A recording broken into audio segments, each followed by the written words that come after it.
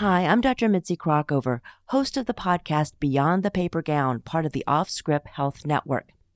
You know, the midterm elections are just around the corner, and yes, abortion is on the ballot. But so is research funding, access to care, and support for innovation, all factors that have a big effect on women's health. Join us on October 26th for a webinar we're calling Putting Women's Health on the Ballot. We'll be talking to experts about these issues and how you can make your voice heard, both at the ballot and after the election. You can find more information at beyondthepapergown.com.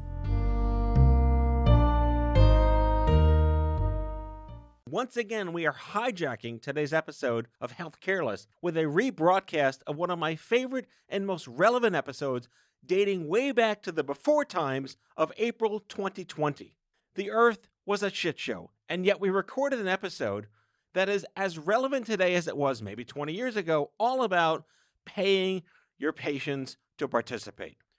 Joining me are Sandy Vassos and Jennifer Horonjeff to talk about the fact that your patient experience matters, and it's worth money to industry, and yet all they want is to talk to you and not pay you for the valuable insights you never asked to have. So here's another lesson in the value of your story and asking and demanding to be paid for that experience. Enjoy the show.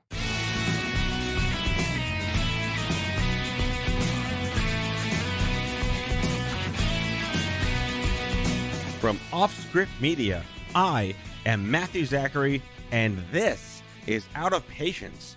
On today's show, Pay Your Patients, an ode to industry. We're going to talk about the fact that people like to take advantage of our stories because we went through all sorts of shit we didn't ask for, and yet our stories are valuable to companies that monetize them, and yet they don't compensate us for telling them our stories. Not okay in any way. I'm joined by a whole bunch of experts for a great roundtable conversation about this very topic, starting with Andrew MacDowell, Chief Operating Officer and Senior Producer here at OffScrip Media, Jen Horonjeff, also a Senior Producer here at OffScrip Media and the founder and CEO of Savvy Co-op, and Sandy Vassos, a longtime friend of mine from the industry. She's a veteran nonprofit executive and strategic advisor to OffScrip Media for strategic relationships. We hope you like what we have to say, so please enjoy the show. So, don't start a charity. Just going to start right there. Don't start a charity. Words of wisdom. Are they really words? Pearls of wisdom. Is it words or pearls? Either way. Either way. Either way. Pick whichever one you prefer today. You can break wisdom down into many different That is true. Wisdom is packets, subjective. gallons. Yes. Well, Sandy, you've worked for a nonprofit. I've worked for a nonprofit. Do you tell people, how many people said, well, I want to start a charity? None. No one ever said that? No. Or did you tell them not to? Well, mixed advice. If they're right for the charity, why not start a charity? But you got to be in it for the right reasons. Right. The half foot in the door doesn't work. No, you got to be all in, all out. I think running the nonprofit, running Super Cancer, the predatory nature of industry coming to you to sort of pluck the apples out of the orchard for their own benefit was the best and worst problem to have. I felt it was a symbol of success that these companies saw opportunity, which, we amassed X amount of people, we're valuable to you, come to the orchard, pluck the apples, but at the same time, we're not going to pay you to enter the orchard to pluck your apples. I remember back in the day, there were companies that were actually funding, create chapters. Why don't you guys have chapters? Right. Here's money, 10 chapters. But then the money gets cut off. Or I'm only going to give you this money if you have a chapter in Houston. And you produce a pink brochure, blue brochure, and this is what you got to say. Well, fortunately, if you had maybe some sort of cooperative, you wouldn't have that problem. Hi, Jen. How are you? Jen Horonjeff from Savvy Co-op. And that's what a great idea. Let's go over that again. So a co-op is a little bit different than a charity, which is its own tax designation, the 501c3 type organization. A co-op is its own legal entity, and it means that people become co-owners. Co-ops are for-profit businesses. They just then redistribute those profits back to those members. So it has a different business model that is attached to it. Right. So when they come into your orchard, they actually pay you. Yeah. And the apples get paid. This is the weirdest metaphor I think I've ever going had. deep here. Yes. It's all about fruit. Hey. Today's episode is sponsored by fruit. Patients have been called a lot of things. Apple is not the worst one. No, So, Apple's a good one. Apple is better than many I've heard. Yeah, so the whole point is that I always went back to these companies and said, sure, feel free to, I'm just going to keep the metaphor, fuck it. Feel free to pillage the orchard, but here's how much it costs to get in. And then, oh, wait, but we have no money for that. Right. Do you feel that's changed? Have any of these, and I hate to like cast a wide net to these startups and these health techs, that they need the patient to talk to get insights on how to use that information to make someone else and themselves lots of money. Have they realized that they need to allocate budget to get into the orchard? I'm not sure they've learned those lessons, Matt, honestly. I mean, you still go back to these companies year over year and you're asking them to renew their funding. And, oftentimes some of the smaller groups are saying, hey, we get rejected by these companies because they don't want to be a big part of our budget. So they sort of pigeonhole these small little groups and they say, hey, we can't be more than 3% of your budget or 5% or 10% of the budget. So they exclude them from getting, from having the opportunity to secure larger funding amounts to help them grow. I think what's so interesting about that and hearing about that problem that many of these smaller mom and pop charities may be experiencing because they don't have the bandwidth to be going and getting the big sponsorship. We at Savvy Cooperative, we work with those smaller organizations so that we can kind of be that buffer between the company and the charity, if you will. Right. So that, people can figure out how they want to direct their money and whatnot. We can kind of be this sort of Switzerland, if you will, third party. Is that a sign of the times, though, that they're somewhat coming around to this idea of again, I mentioned the patient advocate donut hole, which is the end user of industry is always the doctor because they have to prescribe the medications out there. But the industry needs the patients. And if we're not considered the end user on the front end, how are we the uptick on the back end and have no say?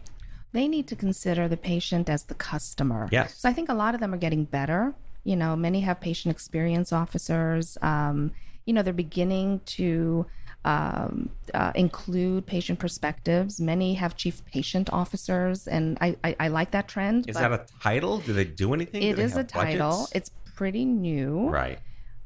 We don't know yet. We have to see how effective those patient advocates are.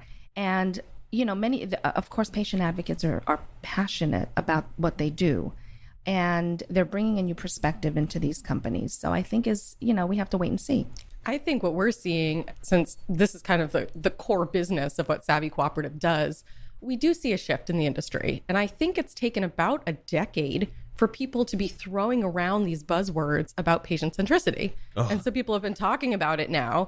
And now we're starting to push them over into the action category. It's no longer okay to just say you are patient-centered. You have to deliver. And Right. so buzzwords galore. And I think what we're seeing is people are starting to see that they need to build in budgets for that. We actually did a white paper earlier last year that was looking at this specifically in the life science community and talking about how do they approach sort of being patient-centered. And it's challenging because the decision makers might not have the budgets, might not be the quote unquote patient advocacy team. So it's really hard to coordinate that. And every company, it kind of looks different at these larger companies. That's why we see these smaller companies, the digital health, the smaller ones that can be more nimble. Less lawyers. Well, less lawyers, but they can get things done a little bit quicker. And while they might not have the same budgets, they start to see more of the need for this sort of iterative design and sort of what's in the startup world known as like lean startup, where you're going to build, test, etc. And so we're seeing more action happening from these teams. So I would say it's happening, but we need to have more buy-in for why it's so important. Yeah, I would agree with that. You've seen one company. They don't always approach it. And I remember with the notion, so each company really had its own understanding, interpretation of what patient centricity is and what it means to the industry, what it means to the patient group, what it means to healthcare. And I still think that there's a lot of disparity in defining patient centricity. But I agree with you with what you said with the cooperatives. I think when the smaller nonprofits, and I've done some of this work as well, sort of come together in a coalition, a cooperative, an alliance, there are economies not only of scale, but economies of revenue potential. They have leverage that way. And I think that that is really moving the needle significantly. And I think it's so important to be able to then advocate for those, to continue the analogy, the apples. Yes. So I win. You won the metaphor round today. Because what needs to happen is we all should be in service to those individual patients. And when we can do this effectively, we can make sure that they are fairly compensated and not being taken advantage of, which has kind of been the model of healthcare so much. I know that it's set out to help those patients, but the economic model is oftentimes extractive of patients. So we need to be that sort of honest broker to make sure that those individuals are fairly valued. It's the arrogance of industry to presume that just because it is technically, ethically, morally in the interests of patients to know about options for them, you become a customer that they need to learn from. They should compensate you because you didn't ask to be that focus group member. Yeah, you didn't voluntarily become a patient, right? No. I mean, it's just you wake up one day, you're a patient. I can't wait to be taken advantage of with my lupus. Exactly. Let's just Said no one ever. Let's be a patient one day. But you know, you're absolutely correct. Patients. I think healthcare is probably the only industry where patients, as a consumer, have no power. In a way, they can't just pull out a wallet and pull out a credit card and say, "Well, here, I'm going to purchase my healthcare." And I'm going to choose which healthcare thing I'm going to receive. And I'm going to sort of force you to compete for my business. And that's very important because patients still don't carry that consumerism, the economics of their healthcare with them. Others make those choices for them. Well, that's been a recurring theme is where is the consumerism in healthcare? Because you can't pre-research a drug or a trial or a choice because you don't expect to be in that market. I think it comes back to the complexity of this multi-stakeholder approach that happens in healthcare. That's just the way that it is, that the person who decides and chooses something is different than the person who ends up paying for it. Right. It's different from the person who ends up using it. These are three different entities, usually between a doctor, a provider, an insurance company, or an employer, and then that lowly patient or healthcare consumer. So it's just a very different model than a traditional consumer industry. When we think about the question hi, Andrew. Oh, hello. When we think about the question of the role of the nonprofit structure in organizing patients in the past to help them organize their relationship to the industry, do you think that the fact that it's primarily been nonprofit organizations doing that in the past that has led to an assumption on the part of industry that patients don't want to be compensated for their ideas and for the role that they play in shaping the industry's understanding? I mean, to say that they don't want to be compensated, I think that is a foolish assumption. I'm not sure they even think about it. I think that they're more concerned about whether or not, A, they have the capital to compensate them, and what are the optics, which I understand there are certain sectors of the industry that are highly regulated, and that becomes a real concern that we all need to care about. But if you're not doing anything wrong, they need to open their eyes to the fact that this is a better business strategy for them to engage these consumers, patients, whatever we want to call them, in a more meaningful and equitable way. So I think that it's sort of some willful ignorance on their part about whether or not patients want to be compensated. The words consumerism, even, I mean, that's seen as being an evolution of the way that we describe the role of patients. A lot of patients don't want to be considered consumers. Right. Especially when it's something that's like life-threatening or, I didn't ask to be a consumer multiple sclerosis patient. Like there's no MS store to buy clothing in. It's an evolution of, I would say, an idea that if you think about patients as just people who need to buy shit, that they didn't want to buy before, because again, who pays for it? Maybe there's a Groupon for your chemo. Like it's because I remember when like patient became survivor, and there was a lot of controversy even over that word, because I think the NCI or Livestrong came up with a new policy where in order for like billing codes to work and hospitalizations and reimbursements, you had to be considered a cancer survivor from the day you were diagnosed. And back when I was diagnosed 25 million years ago, you didn't even use that word until you were like 5 years out.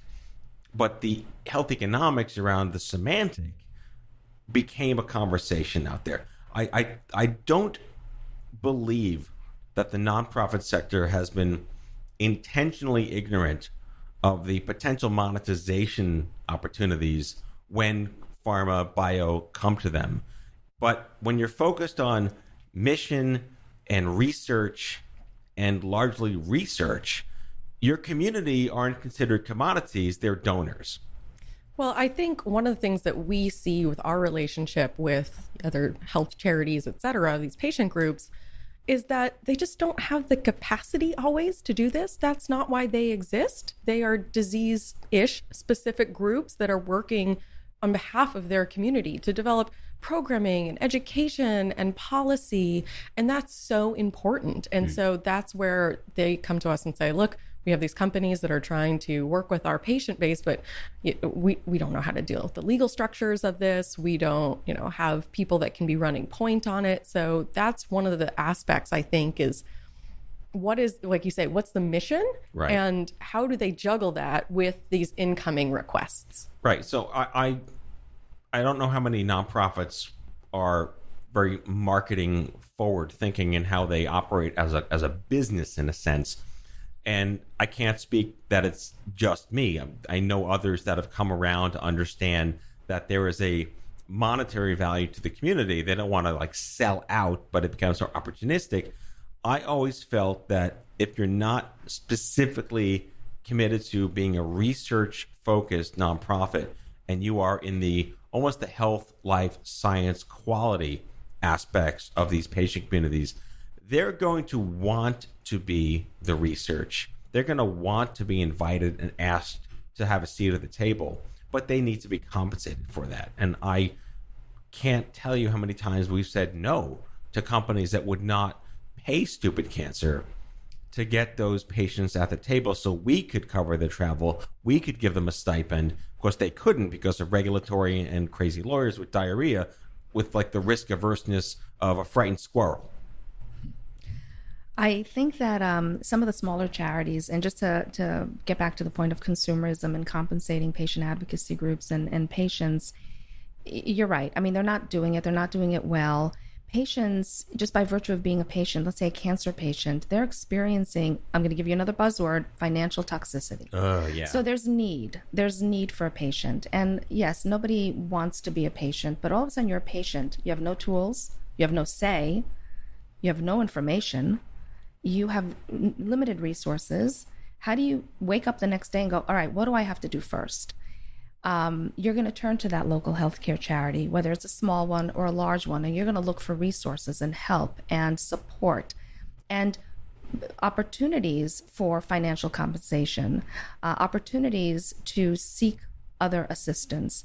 And it's very, very important. And I agree to your point. I mean, the companies are not granting financial resources to advocacy groups to dole out to patients. I mean, that's not their goal or their mission, but there has to be some type of indirect benefit to patients.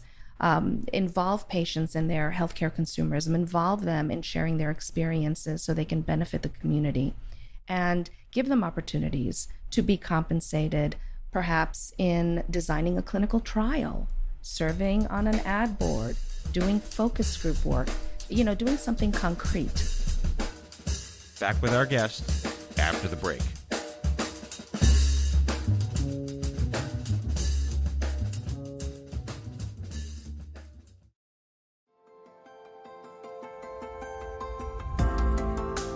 Hey guys, it's Matthew Zachary, and I want to tell you about the National Comprehensive Cancer Network, or the NCCN. The NCCN creates the treatment guidelines for doctors that help cancer patients lead better lives. But I want you to know that the NCCN also has guidelines for you. The patient guidelines were funded by the NCCN Foundation and were created just for people with cancer and their caregivers. They're free, they're easy to understand, and they're available right now for you, the patient and the caregiver. So go check them out at nccn.org/empower. That's nccn.org/empower. Has your chronic illness made it difficult to continue working in the traditional way? Want to learn how to find and create flexible remote work that both accommodates your chronic illness and generates an income? Join the Patients Getting Paid membership, a community of chronicpreneurs where people just like you find workshops and trainings, weekly updated condition-specific gigs, twice monthly coaching calls, co-workings, accountability, and the kindest community to support you on your path to make money while working from anywhere and taking good care of yourself. Learn more or join us at patientsgettingpaid.com.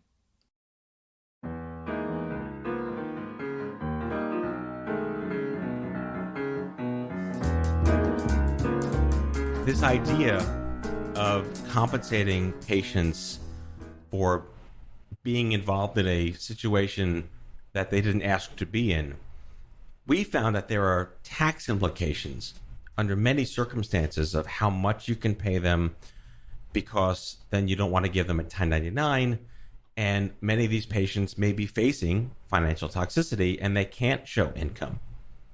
If they're on disability. If they're on disability. A lot of young adults we've worked with were on disability. They hadn't worked in several years. They can't show an income because it'll counterbalance their disability checks out there. And there are organizations that have found an odd loophole where they'll pay your electric bill, they'll pay your car payments, and it's an adjacent way to compensate them. Have you seen that in your space, Sandy? Yes, I have. I mean, there are some good groups out there, and there are not a lot of them, maybe less than a handful, that will go directly and pay the mortgage or pay the car payment or renegotiate a debt. And that's incredible work. There's a group, and I don't remember their name, but it's a group of lawyers and accountants that have gotten together. It's a voluntary organization, and they do just that. Is that the New York Legal Assistance Group? No, it's not. And we can talk about resourcing perhaps in another program, what resources are out there for patients that might be interested in seeking these types of resources. But this stuff should not be taxed. This is ridiculous. That's a whole other conversation. That is a whole other conversation. I mean, you're going to be taxing, I'm going to give you $500 or $1,000 just to help you get food on the table if you're a single mother, and we're going to tax you for it. Meanwhile, you have cancer. Right.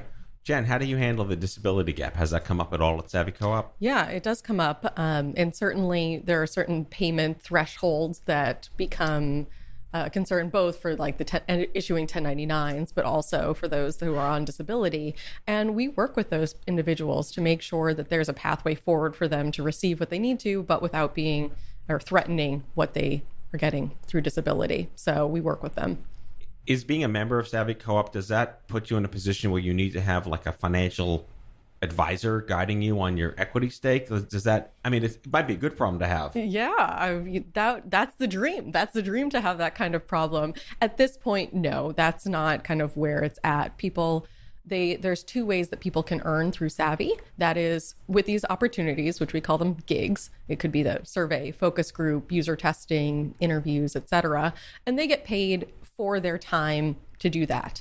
I will also say that we now have really gotten more into the compensation conversation with some things that aren't really kind of a one-to-one hourly rate. It could be they're used for a video on a website. That obviously has a lot more value than just... There's also a perpetuity there. Yeah, and that's going to brand something for another company. And so we've been able to say, look, this is the value that has. It's not an hourly rate sort of thing. And so that's been really exciting to get people compensated. In those cases, they're making, quite a bit more money. And so we have to think about how can we make sure that everybody's accounted for there in terms of, any disability issues, et cetera. What's so interesting about this is that the buzzwords used to describe the patient role that I'm aware of anyway thus far don't quite capture what you're talking about here. These aren't consumers merely. They're not merely survivors. The phrase consumerism is helpful because it places the patient in a position of being a decision maker, somebody with expectations. But what you're talking about is almost, I don't know, like patient professionalism. Yeah, or that gets to be a tricky term. Consulting, right? Patient consulting. Yeah, all of these things can be troubling depending on who the audience is. On if some people say, well, we want somebody of that stature, of that influence. And then others say, well, we don't want the professional patients. This is what they do or whatever. And so I don't care what you call them, but sometimes you're looking for those kind of leaders in the community, but sometimes you're directly not looking for those people. And that's something we care greatly about at Savvy, is to make sure we have more diverse voices. And this comes back to being a compensation issue. If you expect people to only do this for free, then you will only be able to reach a certain subset of the population, which means that you're only then innovating for said subset. Because if you want somebody to participate in a focus group, but they need to take time off of work or get childcare or pay for their transportation, just out of the goodness of their heart, you're going to lose a large segment of our population. And that's why when the patient that doesn't need to be paid may be of slightly different privilege and access. Absolutely. And you're cutting out like 80% of the potential market. I mean, honestly, you know our origin story, but Savvy started because myself and my co-founder Ronnie kept being asked to be these sort of patients that would weigh in. And that is a position of privilege that we were in, that we could do that for free. And it just wasn't right that you just keep talking to the same people over and over again. So it really does come down to thinking about it as a diversity issue. And Matt, when you mentioned the patient that is a little bit more privileged, a little bit more successful, might not need to be compensated, it's just those patients that are compensated. The celebrity patient, the sports hero patient. I mean, these, and as they should, like everybody else. But they're the ones that end up representing a vast number of patients. And their celebrity does help, obviously, to elevate awareness. But they're compensated. They're on payrolls, they have stipends, and they're compensated very generously. I think the challenge with some of the celebrity spokespersons or the notable influencers, the paid influencers of industry, is that, again, from my experience, and I've interviewed many of them, I've met many of them, is they're generally, pun intended, on script. And they can't say certain things, and they're bound by certain language, and everything they do is leveraged against the adverse events reporting. So they have to do these interviews, and they have to do these very obviously branded conversations out there that lose the authenticity for that. And I don't know a lot of highly influential, notables, maybe not like patient leaders, but the names that are out there that are associated with different disease markets out there. What impact do they actually have if they can't be authentic? I think that there's pros and cons to using quote unquote celebrities, like real celebrities, for disease awareness. They reach people in a way that many of us can't. I think that that's great. It's great to drive awareness, but as you say, what can they say and how effective is that? But I do think that there's sort of this untapped market there to get them to be more effective. But in the same token, what we hear from the patient communities, when you see that commercial with a celebrity in it, do people actually relate to that individual? Because they have access to resources, unlike the rest of us. So of course you can go get the best care and pay for the most expensive treatments and all of that. So we hear from the community that sometimes there's positive aspects to it, and sometimes they just don't relate. Right. Some of the more compelling conversations I've had in my history were the doctors, the lawyers, the well-to-dos that actually did go bankrupt because of their, again, financial I feel like there should be a jargon button on the show. Financial toxicity out there, or doctors who had a kid that got sick and even they didn't know how to navigate the system, and they live and breathe in the system. Look, I still don't know how to navigate the system sometimes. Congratulations. Thank you. I've been, a patient for 35 years, and I have access to all the right people. But when something comes up, I feel helpless because I just there's no way to penetrate this system sometimes. Right. Yeah, in my recent experience, Matt, as you know, as a caregiver, one day you're just living your life, and the next morning you're a caregiver and you don't have any tools. You have no tools to take care of the person that you're providing care to. Basic stuff that you don't even think about. So it is challenging all around for sure. Well, I think the wonderful theme of this show is pay your fucking patience. Jen, you've done a phenomenal job, at least bringing that conversation, maybe taking the volume to 9, and then we have to collectively push it to 11. Yeah, and that's the beauty of it, is the more we can actually come together to do this, that will actually drive the industry to follow along. Well, certainly a to-be continued conversation here on the podcast. Thanks for joining us. Andrew MacDowell, Sandy Vassos, and of course, Jen Horonjeff, Savvy Co-op. Talk to you later, guys. Bye. Toodaloo. That's all for today, folks. If you like the show, be sure to subscribe, leave a review, follow us on social, and tell all your friends to listen. Out of Patience with Matthew Zachary is a product of OffScrip Media. Our executive producer is Matthew Zachary. Our senior producers are Jen Horonjeff and Andrew MacDowell. Darren Tunn is our production intern. It is recorded, mixed, and edited by Matthew Zachary. Our theme music is by the Mike Van Allen Quintet and by Mara. For advertising and media inquiries, email media@offscrip.com. Hit us up at contact@offscrip.com to share comments, feedback, and make guest recommendations. For more information, visit offscrip.com.